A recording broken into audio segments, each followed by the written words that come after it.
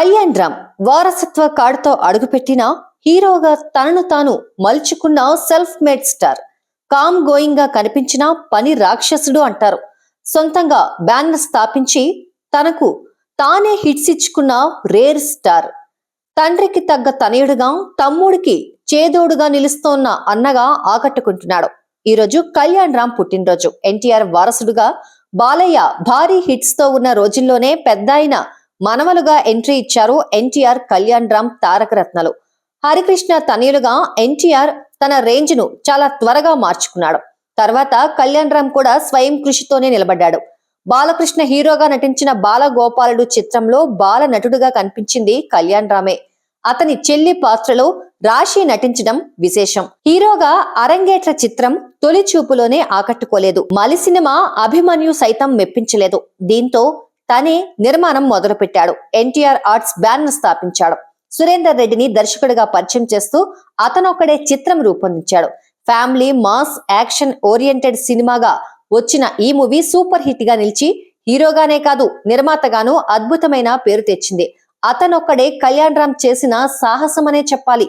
అందుకే గొప్ప ఫలితం అందుకున్నాడు. ఈ చిత్రంతో దర్శకుడిగా పరిచయమైన సురేందర్ రెడ్డి ఆ తర్వాత టాప్ డైరెక్టర్ గా మారాడు. హీరోగా నిలబడే వాళ్ళు జనానికే కాదు, వాళ్ళేంటో ఇండస్ట్రీకి కూడా తెలియజేయాలి. అతనొక్కడే హిట్ తో కళ్యాణ్ రామ్ కోసం మళ్ళీ బయటి నిర్మాణ సంస్థలు పోటీ పడ్డాయి. ఆ క్రమంలో వచ్చిన అసాధ్యుడు కూడా ఆకట్టుకుంది. కొంత గ్యాప్ తర్వాత దర్శకుడు తేజ మరోసారి స్వీయ దర్శకత్వంలో కళ్యాణ్ రామ్ హీరోగా లక్ష్మీ కళ్యాణం సినిమా చేశాడు. కాజల్ అగర్వాల్ హీరోయిన్ గా పరిచయం అయింది ఈ చిత్రంతోనే. కళ్యాణ్ రామ్ తనను తాను నిలబెట్టుకుంటూ కెరీర్ లో ఎదిగాడు. కొన్ని సినిమాలు పోయినా ఎప్పుడు ధైర్యం చెడలేదు. ఈ కారణంగానే తెలుగు సినిమాకు మరో టాప్ డైరెక్టర్ ను అందించాడు. పటాస్ నుంచి కళ్యాణ్ రామ్ కెరీర్ లో కొత్త కళ యాడైందని చెప్పాలి. ఈ మూవీ కళ్యాణ్ రామ్ కు ఖచ్చితంగా వైవిధ్యమైన సబ్జెక్ట్, భిన్నమైన బాడీ లాంగ్వేజ్ కనిపిస్తుంది. అందుకే ప్రేక్షకులకు కొత్తగా అనిపించింది. దీనికి తోడు కామెడీ టైమింగ్ తోనూ ఆకట్టుకున్నాడు. మొత్తంగా పటాస్ తో మళ్లీ తన నిర్మాణ సంస్థలో మరో బ్లాక్ బస్టర్ పడింది.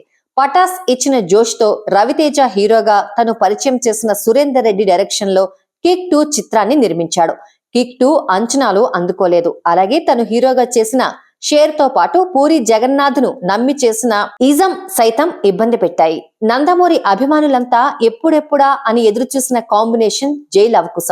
తమ్ముడు హీరోగా తాను నిర్మించిన సినిమా కమర్షియల్ గా చాలా పెద్ద విజయం సాధించడమే కాదు, ఎన్టీఆర్ లోని ది బెస్ట్ యాక్టర్ ను మరోసారి ఆవిష్కరించింది జై లవకుశ. ప్రస్తుతం తమ్ముడు ఎన్టీఆర్ తో దేవరా చిత్రాన్ని నిర్మిస్తున్నాడు కళ్యాణ్ రామ్. హీరోగా మళ్లీ రూట్ మార్చాడు. ఎమ్మెల్యే, నా నువ్వే, 118 చిత్రాలు చేశాడు. వీటిలో 118 పూర్తిగా కళ్యాణ్ రామ్ ఇమేజ్ కు భిన్నమైన కథ, మంచి కథనం కూడా పడటంతో కమర్షియల్ గా విజయం సాధించింది. అలాగే ఎన్టీఆర్ బయోపిక్ లో తండ్రి పాత్రలో ఆకట్టుకున్నాడు. తర్వాత చేసిన ఎంత మంచి వాడవరా ఆకట్టుకునేలేదు. కానీ కళ్యాణ్ రామ్ మాత్రం మూస పాత్రలకు స్వస్తి చెప్పాడు. వైవిధ్యమైన కథలని ప్రిఫర్ చేశాడు. ఈ కోవలోనే వచ్చిన బింబిసార బాక్స్ ఆఫీస్ వద్ద బంపర్ హిట్ సాధించింది. ఈ సినిమాతో వశిష్ఠను దర్శకుడిగా పరిచయం చేశాడు. బింబిసార తర్వాత అమిగోస్ అంటూ మరో ప్రయోగాత్మకమైన చిత్రాన్ని ప్రేక్షకుల ముందుకు తీసుకొచ్చాడు కళ్యాణ్ రామ్. ఈ సినిమాలో త్రిపాత్రాభినయంతో మురిపించాడు కళ్యాణ్ రామ్. ఇక బ్రిటిష్ ఇండియా బ్యాక్ డ్రాప్ లో డెవిల్ గా వచ్చి మరో హిట్ ను తన ఖాతాలో వేసుకున్నాడు.